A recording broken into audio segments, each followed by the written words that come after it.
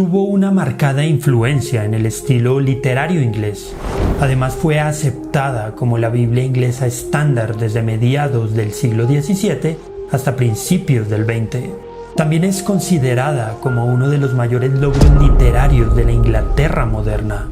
Bienvenidos a este resumen de la versión de la Biblia King James. Al altísimo y poderoso príncipe Jacobo por la gracia de Dios. Así comienza la dedicación de la Biblia en inglés más popular de todos los tiempos, la también llamada versión autorizada, que es ampliamente conocida como la versión King James. La muy querida KJV, como se abrevia a menudo, ha caído en desuso en las últimas décadas a medida que se han publicado traducciones más fáciles de leer para los lectores del siglo XXI. Sin embargo, no se puede desestimar el hecho de que generación tras generación de lectores han absorbido el estilo y la riqueza literaria de la King James. Por esa y muchas otras razones, podemos decir con seguridad que ninguna otra traducción tendrá tal efecto en los lectores y estudiosos de las escrituras en idioma inglés. Pero, ¿cómo nació esta importante versión de la Biblia? ¿Quién fue el poderoso príncipe Jacobo o James cuyo nombre ha sido estampado en millones de Biblias? Jacobo era hijo de María, reina de Escocia, ejecutada bajo el reinado de su prima, la reina Elizabeth I de Inglaterra. Pero cuando Elizabeth murió sin dejar un heredero a la corona, Jacobo, el siguiente varón en la línea de sucesión al trono inglés y ya rey en su Escocia natal, marchó hacia el sur, a Londres, para ser coronado también como rey de Inglaterra. En consecuencia, es conocido en la historia como Jacobo I de Inglaterra y Jacobo VI de Escocia. Durante el tiempo del reinado de Elizabeth, la Iglesia de Inglaterra había asumido una forma episcopal de protestantismo. Entonces, el creciente número de puritanos empezó a sentir que Elizabeth había creado una iglesia políticamente correcta que no era lo suficientemente protestante.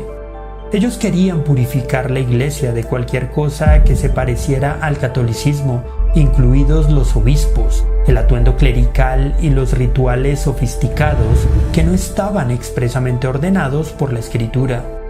Incluso, antes de que el rey Jacobo llegara a Londres, los puritanos presentaron al futuro rey la petición milenaria, llamada así porque tenía 1000 firmas, pidiendo algunos cambios moderados en la Iglesia de Inglaterra. Pero a Jacobo realmente le gustaba la estructura episcopal de la Iglesia de Inglaterra y su título para el rey de defensor de la fe. Jacobo era de hecho bastante pretencioso y comprometido con la idea de que los reyes gobernaban por decreto divino.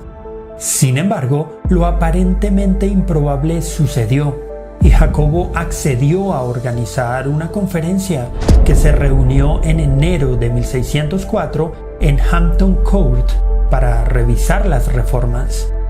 Aunque Jacobo le advirtió a los puritanos que si no se conformaban, los expulsaría del país. Para ser honestos, la conferencia fue un fracaso para los puritanos, excepto en un punto. El rey Jacobo dio su aprobación para trabajar en una nueva traducción de la Biblia. Jacobo accedió porque quería una versión que reemplazara a la popular Biblia de Ginebra, una traducción que había sido realizada en Suiza por protestantes ingleses que vivían en el exilio durante las persecuciones de la Reina María. Esta versión de 1560, publicada por primera vez en Inglaterra en 1576, era amada por la gente, pero tenía un sesgo calvinista que no era del agrado de muchos, incluyendo al propio rey. Mientras tanto, a los puritanos no les gustaba la Biblia de los obispos, una versión autorizada de 1568 leída en las iglesias pero no ampliamente aceptada por la gente común. En conclusión, Inglaterra necesitaba una versión que tanto las iglesias como los individuos y tanto la Iglesia de Inglaterra como los puritanos pudieran leer sin restricciones ni prejuicios. El 30 de junio de 1604, Jacobo había aprobado una lista de 54 revisores, aunque los registros existentes muestran que en realidad participaron 47 eruditos, que se organizaron en 6 compañías que trabajaron por separado en Westminster, Oxford y Cambridge en las secciones de la Biblia que les fueron asignadas. Durante 2 años y 9 meses trabajaron individualmente y en equipo. Luego ensamblaron el texto completo, que fue revisado por un comité de 12 expertos. Desde la Septuaginta no se había llevado a cabo una traducción de la Biblia bajo el patrocinio real como un proyecto de cooperación a tan gran escala. Se estableció un elaborado conjunto de normas para frenar las inclinaciones individuales y garantizar el carácter erudito y no partidista de la traducción. Si bien los eruditos usaron el hebreo y el griego originales, siguieron de cerca las traducciones anteriores. De hecho, puede ser inapropiado llamar traducción a la versión King James. Esto queda claro en el prefacio de los traductores cuando dice que su trabajo es más exactamente una revisión de versiones anteriores. Por ejemplo, el trabajo de William Tyndale, el primer traductor importante de la Biblia al inglés, es evidente en muchos pasajes. La riqueza de las herramientas académicas de que disponían los traductores hizo que su elección final de la traducción fuera un ejercicio de originalidad y juicio independiente.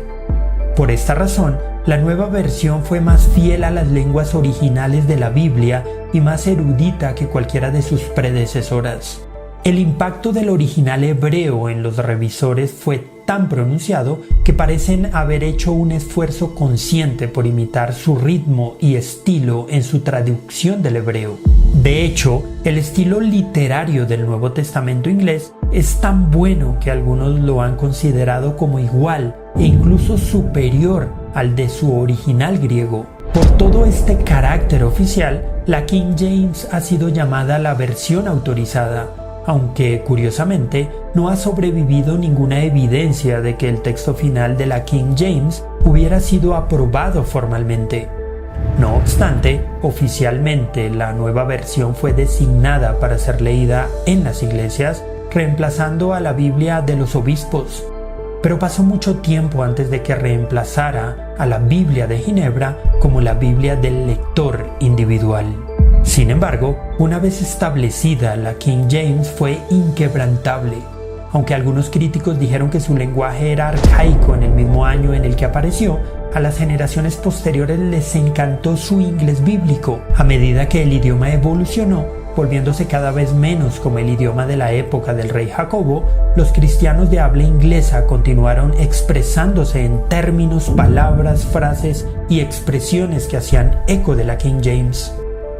Pero el efecto va más allá del estilo del lenguaje que utiliza esta versión. Hay una cadencia, un ritmo de oración en la King James que nunca ha sido igualado en otras versiones en inglés. A pesar de las constantes revisiones y actualizaciones del lenguaje, es cierto que esta hermosa obra puede haber impedido que algunos lectores modernos entiendan el mensaje bíblico. Sin embargo, el efecto que tiene es que es increíblemente rico en recitación y por lo tanto memorable. Quizá los lectores de la Biblia en español podamos entender esto al hacer memoria de nuestra Reina Valera. Porque si aprender las escrituras es importante, entonces memorizarlas es primordial. Y sabemos que la poesía o la prosa poética es más fácil de memorizar que la prosa simple. Entonces, es tal el efecto de la King James que hoy, más de 400 años después, la mayoría de las personas que pueden citar la Biblia en inglés citan esta versión publicada en 1611. Probablemente el equipo de académicos que produjo esta traducción de la Biblia al idioma inglés no se imaginó la belleza lingüística y longevidad de su trabajo. Ante esto, es posible que los traductores de hoy se sientan incapacitados, sabiendo que nunca podrán producir una obra que dé forma a un idioma y a toda una cultura.